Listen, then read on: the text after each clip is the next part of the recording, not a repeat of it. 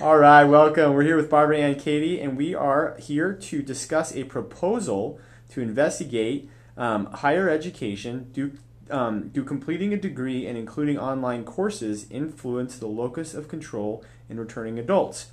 So, Barbara, before we begin, just tell us a little bit about yourself. Well, I am 55 years old. I went back to school for about the 17th time a couple of years ago.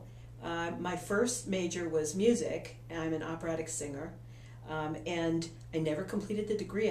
I earned 125 credits towards that degree, but never finished it. And I felt like they really didn't care whether I did or not at that time. So I decided, because I was teaching adults music at the community college and saw how they picked it up if I didn't judge them, and I kind of pulled them into the class planning.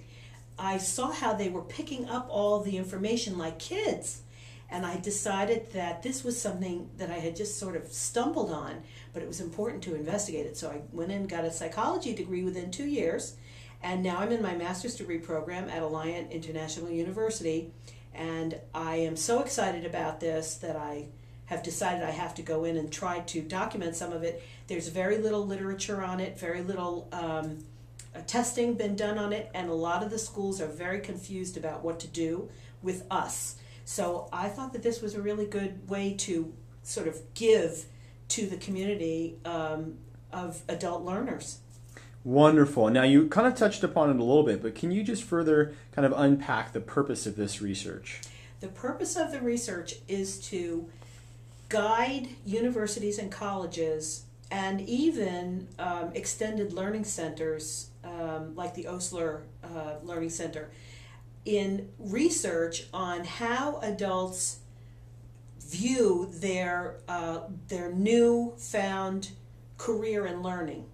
And in truth, and I picked that up from somebody else's, I've got it in the proposal where it came from, but the career in learning is really about reaching back out into the community for people who are retired or who are older, in their maybe 70s or 80s, after they have been away from the community. Let's say their husbands died, or something like that, where they need to get back out and reach out.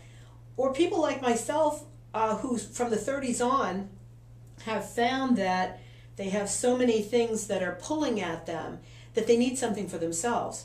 Or they may see that their careers are kind of stalled, or in this current economic situation where people have been laid off or fired, and there are many issues over the economy, they've sort of gotten into this mindset that they need more tools.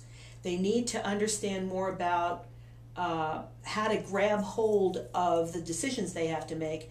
And so that's why they've come back to school. And that's the whole purpose, is to start to give information back to these people that they can rely on and that they can retest about this group. It's a huge, huge group, especially the baby boomers. They have a lot of money, and they are clients of these schools. So they need to start catering to what they need. Wonderful. So tell us a little bit about what this research is going to be about. What are your hypotheses? What's your theory on this? My theory is that we all, at different life stages, take on things like marriage, having children, going to college, starting a career, buying a home, all of these external things that become pressures on us. We feel pretty confident as individuals that we can handle these things. And we don't think about it. It's just part of societal sort of culture. And when we get to a certain point in our lives, and usually it starts in the 30s, when things start to change, all kinds of things start to change, and we want change. We need to find balance.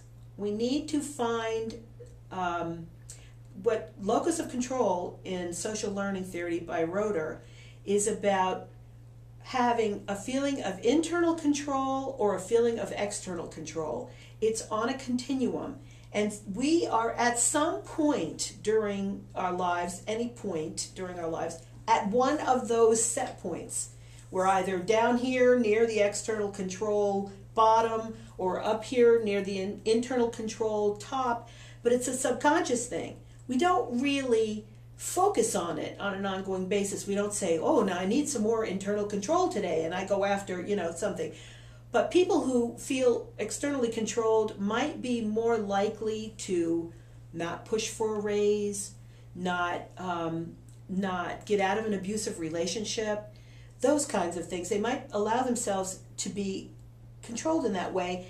And people who have a lot of internal control are more likely to try to become the CEO of a company or to steer their lives towards some artistic venture, even though it's not going to make them a lot of money. They take more risks a lot of times.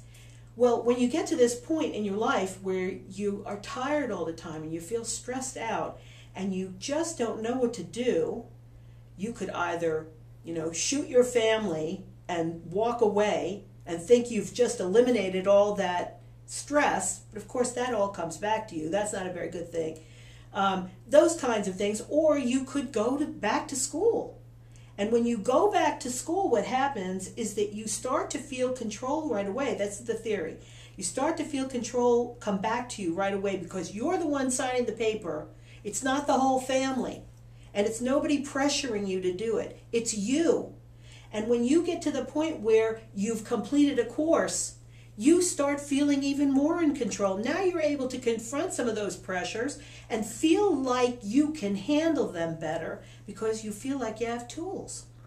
That's wonderful, Barbara. So tell me a little bit about who your participants will be. The participants will be age 30 and up in the Department of Education study of 2004. Actually, it was for 2000 and 2001, published in 2004 and continued through 2007, I think was the last one I saw. They were actually focusing on that group, 30 and up. And that's something like 30 to 95 or 30 to 85. There isn't any limit anymore because everyone has the capability to go back to school in some way. Some people don't want to go back and get a degree. Some people are very happy just to learn stuff. And stuff is a technical term. You go back and you learn how to knit, or you go back and you take a technology course. A lot of people who are older, 70s, 80s, 90s, they are actually learning how to use computers because they weren't around when they were young.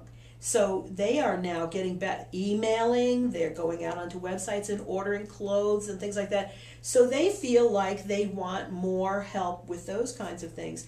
And some of them are going back and dancing, learning how to kick up their heels, like people who their age, when they were younger, they saw all these famous movie stars, Betty Grable and all that dancing on stage. They want to do that now.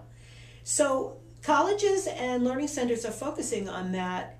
And 30-somethings are feeling like with a computer at home, they can do distance learning.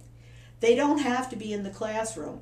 The other part of my study is about whether online and distance learning, I'm thinking they do, help to empower people to have more internal control, feelings of internal control. So tell me a little bit about what you think the benefits of this study might be. Once you get the results, what do you think the impact will be in the educational realm?